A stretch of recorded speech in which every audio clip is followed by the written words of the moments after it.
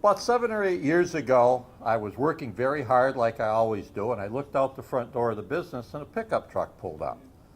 Had a lot of dents on the fenders, a little dirt on it, and it's very obvious it was a working man's truck. And I also noticed it had North Dakota license plates on it, which is a little bit unusual.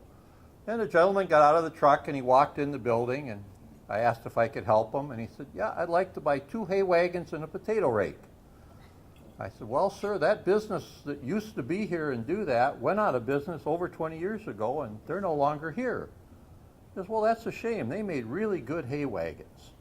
And he went over and got a cup of the coffee, which we have free for our customers every day. And as he went to leave the building, he turned around and looked at me and said, "You know, things sure have changed around here.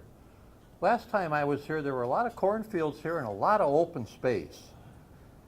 Yeah, a lot has changed in Brooklyn Park over the last 20 to 25 years. About 2 years ago, I applied for and was proud to be chosen as a member of the First Business Forward Task Force. That organization met and evolved into what is currently the Business Forward Advisory Board. From the beginning, that was a very aggressive meeting schedule for that group. We started to meet in the winter months. We met every other Tuesday evening.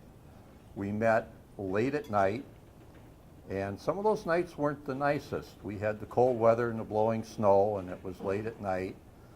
But one thing that impressed me from the beginning was we had near 100% attendance at every one of those meetings for that whole period.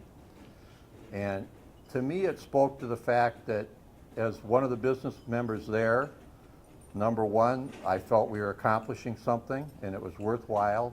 Number two, we were totally engaged in that process and we were enjoying it. And it got to the point where the facilitator and some of the other people couldn't get us to leave.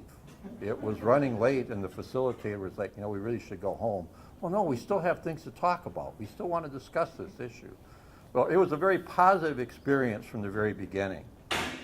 As we met, and as Amy has said, we addressed a lot of issues that were raised by the city to start the process.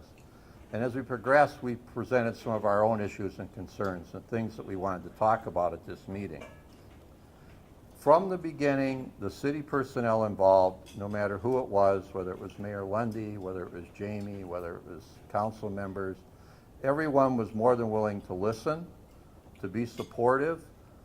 There were no walls put up. We were given information that, quite honestly, we were surprised we were given, and we were allowed to discuss things very openly. One of the most positive things that came out of that, and I think I speak for everyone, was a lot of what we discussed and a lot of what we proposed has actually taken place and been implemented.